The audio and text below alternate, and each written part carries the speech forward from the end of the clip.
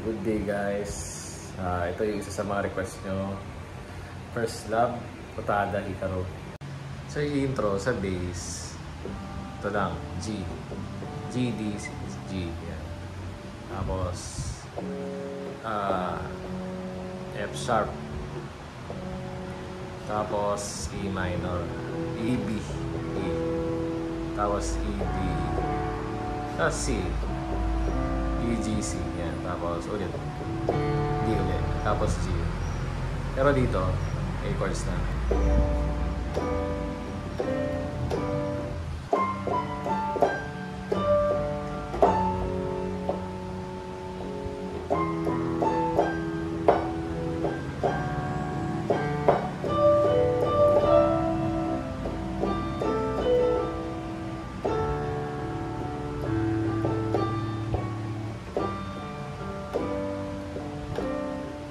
Yun, yun yung intro. Tapos, pag nag-chords kayo sa verse, the G. Tapos, ito, D over F sharp. Tapos, E minor, 7. D. C. D.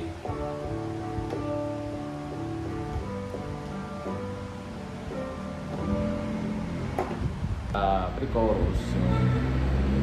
Ashita no, E minor lang. 7. Na na na na hiwa. Na na na na na na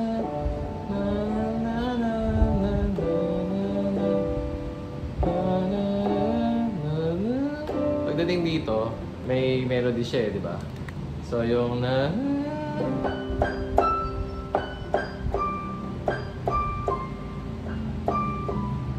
chorus na.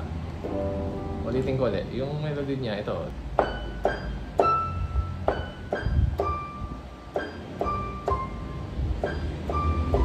Yung after ng chorus, diba yun? Ano na yung dulo.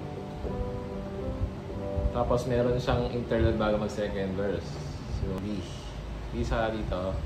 Ito, ulitin ko. Nota.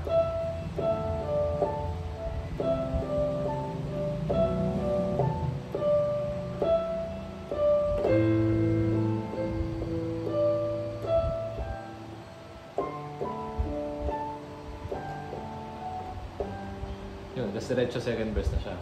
So yun yung interlude sa kanan.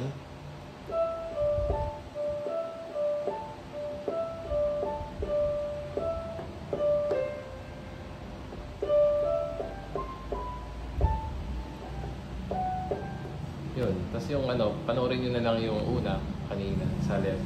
Pero yung chords niya, D, C, B, B minor ito eh. Tapos A minor. Tapos D. Verse 2 at saka chorus. Pati yung melody na bago mag-chorus. Pare-parehas lang siya. Tayo sa di may chorus yung na na na na na. Tapos tatas to.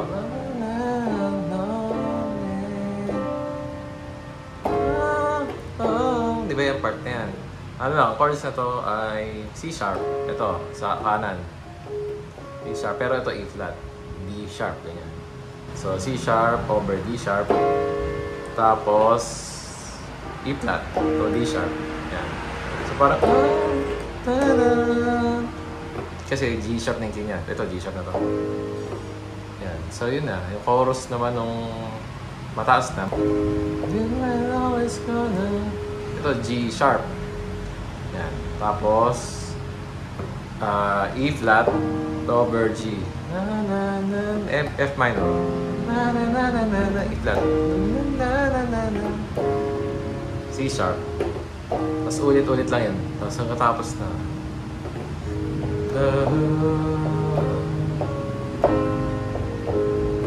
Sa chords naman nung para ding intro dun sa G, pero mataas na siya, sa G sharp na siya. Ganyan na yung, ito yung chords niya. Tapos,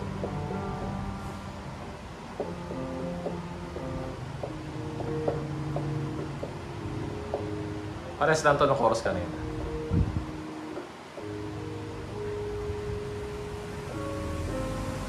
So sa melody, Ano din, pinataas lang. So, sa kanan.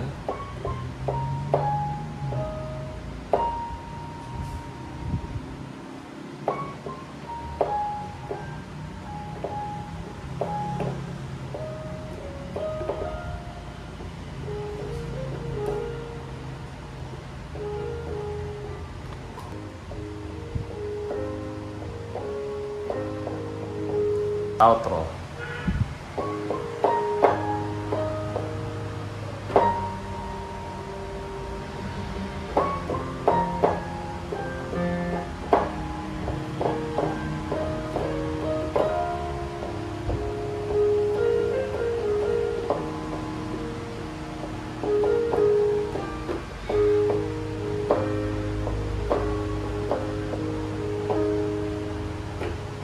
Nagawa na natin yung buong song ng First Love Yatada. Backing, kapag may kumanta, yun. Pwede nyo natutugin ng ganun. Maraming salamat sa pag-request at ito na yung video.